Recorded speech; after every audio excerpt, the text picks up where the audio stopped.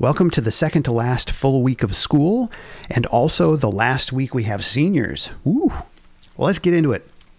So first off, in game design and in rock, you will be wrapping up on Monday a reflection on the independent work you did, scoring the rubric, and answering the 4 questions on the sheet of paper. You will be talking to me sometime throughout the week to interview about the process. In film classes, we'll be wrapping up film material.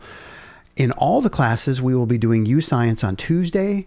We've done this earlier in the year. You'll log in, I'll give you the code, and you're doing a certification for either a core skill in audio, game, or film, or you're doing a 21st century skill option. Okay, so we'll talk more about that in class. The other thing that we're doing is writing a recommendation for somebody in class. This needs to be confirmed by June 4th. That's Thursday. Confirmation means that the person has accepted the recommendation, that they approve of it. The way this works, I have all the steps in here. I'll go through this right now. If you're 16 or older, I expect you to do it on LinkedIn so that it's part of your LinkedIn profile when you leave Capitol High School.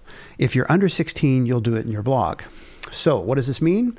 This is an example of a recommendation in LinkedIn. So you have to write it, have the person you write it for approve it in their LinkedIn profile before it shows up publicly.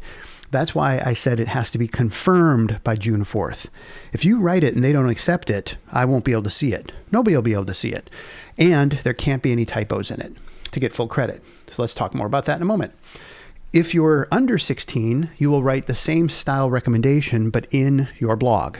And you can see here we have one written for John. And this is not John's blog. This is for this person who wrote one for John. So let's take a look at the rubric itself. We will write 5 very specific sentences. And I need each one of these sentences to be written out. I want you to write it out on paper first. Sorry, my cat keeps jumping up on my desk. She's so much fun. Yes, I need it written out on paper for you to get credit. Write it out here first for each one of these. I want to know which are the 5 sentences. So what are the 5 sentences? Well, you're going to get a piece of paper with this information on it. You can read through it. And then here's the rubric at the end. You will then write it in your blog or at LinkedIn. You will turn this in to get credit. Now, student name is supposed to be your name. Okay, so I will know whose name that you're writing for by reading through this. The reviewer is somebody sitting next to you, should be able to proofread these sentences to make sure that they work well.